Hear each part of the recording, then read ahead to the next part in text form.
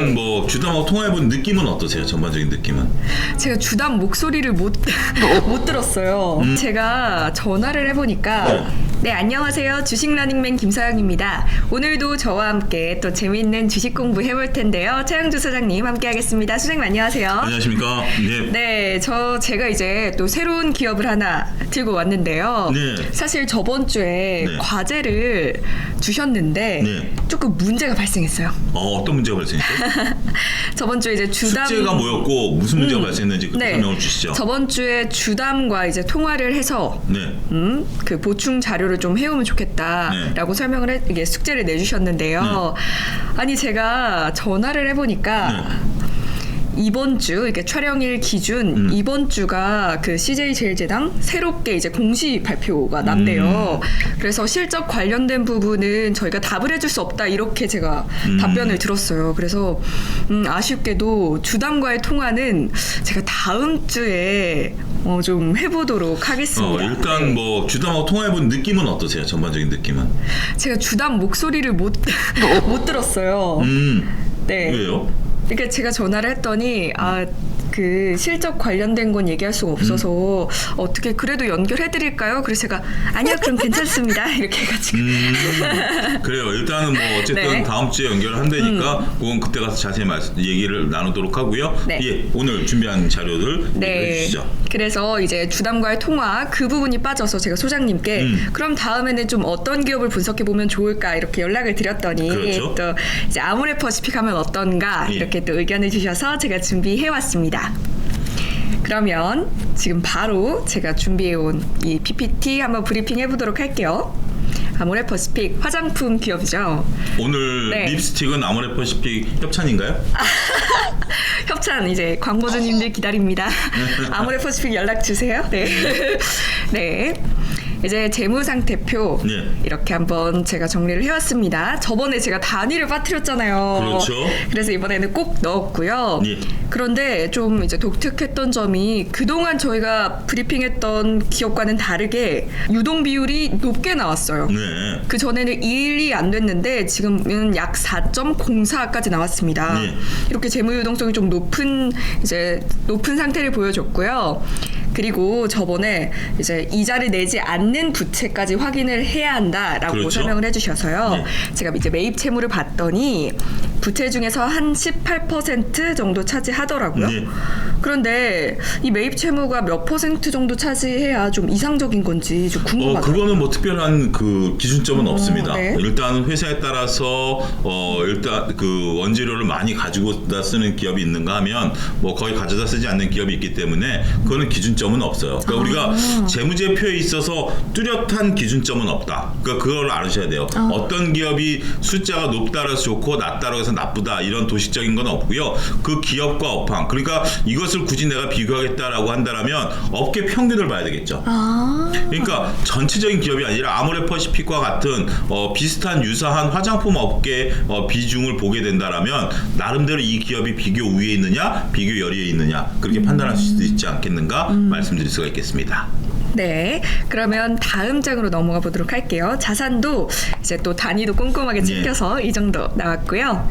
이제 손익계산서를 보니까 제가 좀 보기 쉽게 얼마 정도가 작년에 비해서 줄었는지 이렇게 적어놨어요. 근데 9천억, 7천억, 3천억, 2천억 좀 상당히 많이 줄은 편 아닌가요? 이 정도면?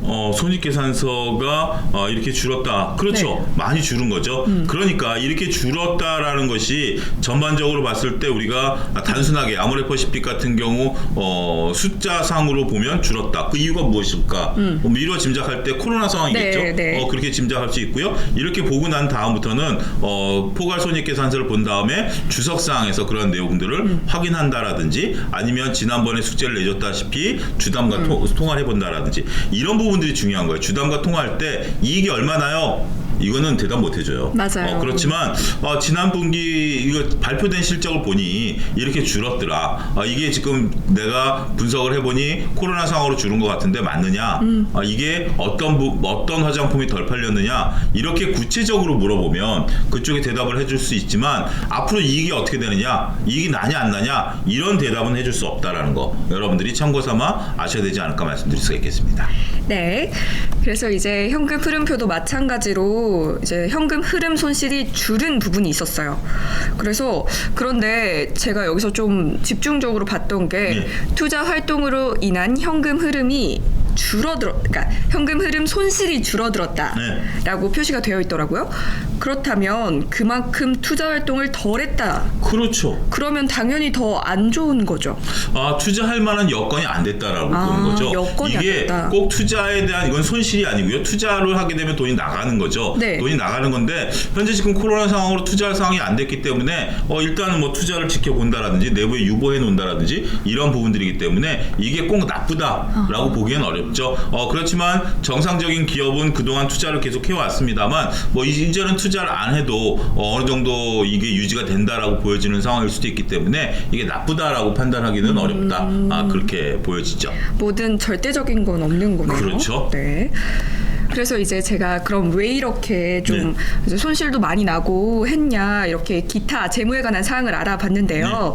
그러니까 보니까 영업 양도자 그러니까 영업을 양도했어요.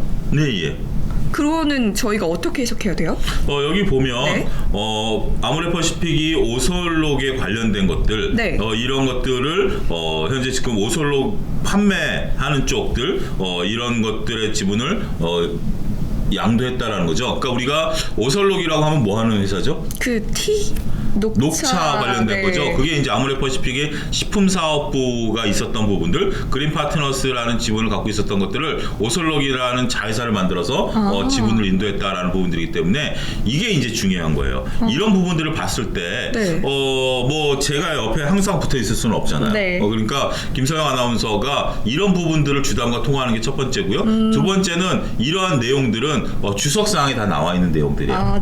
그런 것들을 꼼꼼히 살펴보게 된다라면 이런 것들은 충분히 가는 부분들이고, 세 번째 우리가 아는 부분들은 전반적으로 오설록과 관련된 매출과 영업 비중이 높냐 낮냐, 이게 높은 거면 굉장히 주가에 영향을 미칠 가능성이 크지만 낮은 경우다라고 한다라면 이런 것들은 미미하다라고 말씀드릴 수가 있겠죠. 우리가 이렇게 보는 거예요. 김세현 아나운서 월급을 받아서 스테이크를 먹었다. 그러면 월급에서 그 돈이 나가는 돈이 크잖아요. 그러면 스테이크를 먹으면 그달 용돈이 좀 많이 줄어들죠. 하지만 내가 라면을 한 끼 사 먹었다. 별로 내 용돈에서 큰 비중을 차지하지 않잖아요. 그런 거예요. 이게 오설록이 나한테 스테이크급이냐 라면급이냐 이런 것을 알아내는 것도 중요한 포인트가 된다라고 말씀드릴 수가 있겠어요. 네, 그러면 이제 경영 진단 파트, 제가 이렇게 긴 글을 다 여기서 읽을 수는 없잖아요. 그래서 세 줄 요약해왔습니다. 일단 아모레퍼시픽 같은 경우에는 코로나19의 영향을 좀 많이 받았어요. 그래서 타격을 입었죠. 왜냐하면 이제 대부분 화장품은 오프라인으로 이제 판매를 했는데 오프라인 활동이 또 제약되었기 때문에 그만큼 손실이 많이 발생한 것 같습니다. 그래서 이를 해결하기 위해 인력 구조 조정을 시행했다, 이렇게 요약을 할 수 있겠고요. 이제 재무 상태로 넘어가 보면 또 요약을 이렇게 해왔어요. 그런데 문제가 또 발생했습니다. 어떤 문제죠? 감가상각비, 리스 계약 합의 종료, 좀 어려운 단어들이 나오기 시작했습니다. 그러니까 이제 우리가 감가상각비라는 것들이 비유동자산의 감소 요소다라는 것들은 감가상각비라는 것은 비용을 분할해서 인식하는 거죠. 그러니까 우리가 예를 들어서 뭐 자동차를 샀다. 그러면 자동차를 보통 한 4년에서 5년 정도 사용한다라고 치면 자동차를 샀을 때 그것을 비용으로 인식해버리면 나머지 기간 동안에는 비용 인식이 안 되면 그것은 재무제표에 있어서 연속성이 좀 떨어지게 되죠. 그런 것들을 방지하기 위해서 우리가 사용 기간 동안 균등하게 비용을 처리하는 것을 감가상각비다라고 말씀을 드릴 수가 있어요. 그렇기 때문에 전반적으로 이제 비용을 균등해서 나가는 부분들이기 때문에 라는 것도 있고, 리스 계약 같은 경우는 리스가 뭐죠? 빌려오는 거죠. 그런 부분들에 대한 들어오고 나감이 있다라는 부분들이기 때문에 이러한 것들은 기업에 있어서 경영 분석을 하는 데 있어서 중요한 바로미터가 되지만 네. 이거는 조금 고급 과정이고요. 우리 초등학교 과정에서는 이 정도가 있다라고 넘어가 정도는 것도 충분하다 말씀드릴 수가 있겠습니다. 네. 그래서 이제 국내 사업, 해외 사업 이렇게 또 나눠서 살펴봤거든요. 네. 국내 사업 아까 말씀드렸듯이 코로나 때문에 국내 사업이 많이 감소했죠. 그렇지만 이제 새로운 소비 환경에 맞춰서 온라인 채널을 좀 성장하려고 한다. 이렇게 또 진단이 나왔더라고요. 그리고 이제 조금 독특했던 게 이제 데일리 뷰티라고 요즘 홈케어가 유행이잖아요. 이제 코로나 때문에 뭐 밖에 많이 못 그렇죠. 돌아다니기 때문에 예. 그 부분에서 이제 수요가 확대됨을 이제 자사가 인식을 하고 신규 브랜드도 출시하고 뭐 이렇게 성장하려고 노력하고 있다라고 네, 진단이 나왔습니다. 그리고 해외 사업. 해외 사업은 코로나로 인해 역시 전체 매출이 하락했고요. 그렇지만 온라인 매출은 확대됐다고 나왔어요. 아시아 지역, 북미 지역 마찬가지로 온라인 매출은 성장했지만 전체 매출이 하락했다고 나왔습니다. 그런데 제가 여기서 좀 말씀드리고 싶었던 게 이제 전망 부분에서 좀 뒤늦게 알아차렸던 건데요. 아모레퍼시픽이 아시아권 매출이 94%나 된대요. 그리고 그 중에서 중국에서만 70% 이상 매출이 발생한다고 하는데요. 아까 보면은 해외에서 많이 줄었잖아요. 그게 이제 중국 시장에서 갑자기 이제 아모레퍼시픽이 많이 수익을 못 내면서 타격을 많이 받은 것 같더라고요. 그래서 이 부분 한번 같이 체크해 주시면 좋을 것 같고요. 네, 일단 이렇게 한번 기본적 분석을 마쳐봤습니다. 그러면 우리가 이제 해외에서 줄어들었다라는 것은 화장품이라는 게 갖고 있는 재화의 특성이 뭐죠? 그러니까 화장품을 자주 바꾸시나요? 브랜드를? 아니요, 저는 한 번 쓰는데 거의 맞아요. 그러니까 여성분들 같은 경우 남성분들이 오해할 수 있는 것들이 화장품 잘못 선물하면 혼나죠. 내가 안 쓰는 화장품 비싸게 돈 주고 사오면 어떡하느냐. 어떻게 그렇게 잘하세요? 과거가 드러나면 안 되는데 어쨌든 네. 뭐 그 화장품이라는 게 여성분들이 자신의 피부라든지 색깔 톤이라든지 이런 것들 때문에 선호하는 게 있어요. 그것을 쉽게 바꾸지 못한다라는 거죠. 근데 만약에 여기서 매출이 줄어들었다라는 것은 그 선호가 바뀌는 현상일 수도 있다. 이건 굉장히 심각할 수도 있다라는 것들이죠. 중국 같은 경우도 우리가 아모레퍼시픽 같은 경우 제가 알기로 설화수라든지 이런 굉장히 고급 브랜드 고위층에서 쓰는 것들로 알고 있는데 이런 것들이 이제 소위 말해서 로컬 업체들 이런 업체들이 계속해서 좋은 화장품을 만들어내다 보면 설화수의 경쟁력이 어떻게 되느냐. 그러니까 우리가 코로나 상황으로 줄었다라는 것을 알죠. 코로나 상황으로 줄었지만 실질적으로 몇 프로가 어디서 줄었느냐. 이게 코로나 상황이냐 선호도의 변화냐. 그렇게 된다면 좀 고급 분석까지 가면 중국 전체 화장품 시장이 줄어드는 폭만큼 아모레퍼시픽이 줄었느냐, 중국이 전체적으로 화장품이 생각보다 안 줄었는데 아모레퍼시픽만 줄었느냐, 이런 것들도 파악하는 게 아모레퍼시픽을 제대로 바라볼 수 있는 그런 눈이 되지만 그것은 고등학교 가서 배우시고요. 지금은 줄어들었다. 그러면 결론적으로 김세영 아나운서의 정리 한번 들어보죠. 네, 그래서 제가 딱 깔끔하게 정리를 해봤습니다. 일단 아모레퍼시픽이 좀 낮은 실적을 보여줬고요. 그에 따른 전망도 지금 그렇게 좋지 않은 상황이에요. 코로나19로 인한 오프라인 구매가 감소했지만 이제 아모레퍼시픽은 대부분 오프라인으로 소비 활동을 하기 때문에 타격을 많이 받았다. 이렇게 정리를 해볼 수 있겠고요. 중국 시장도 노려야 하는데 중국에서 역시 좀 부진한 실적을 보여주고 있다. 그래서 저는 아직은 좀 살 때가 아니다. 근데 이렇게 현재 현황은 그런데 그럼 미래에 대한 전망은요?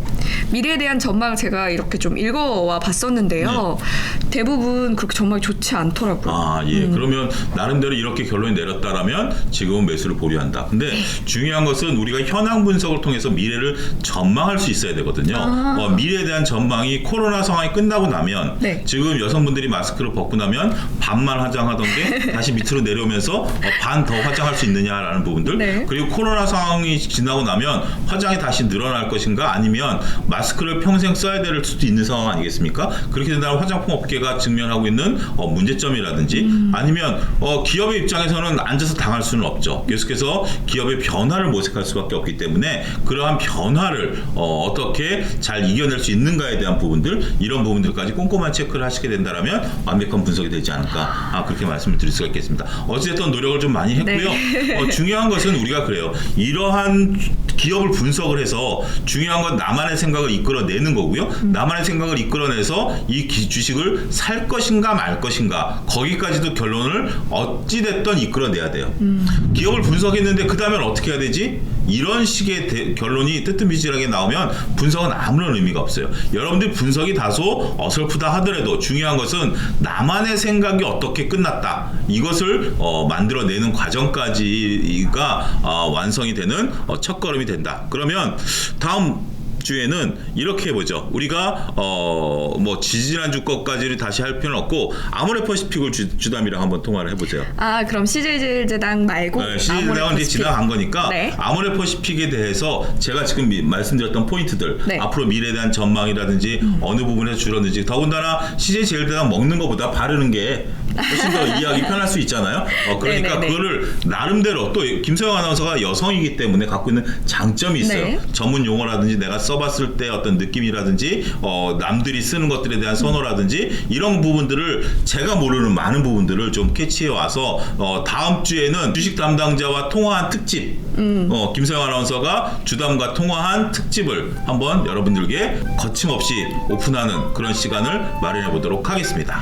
네, 그럼 이렇게 오늘도 참 재밌게 주식 공부해봤는데요. 다음 주에 더 풍성한 내용으로 돌아오도록 하겠습니다. 수행 감사합니다. 감사합니다.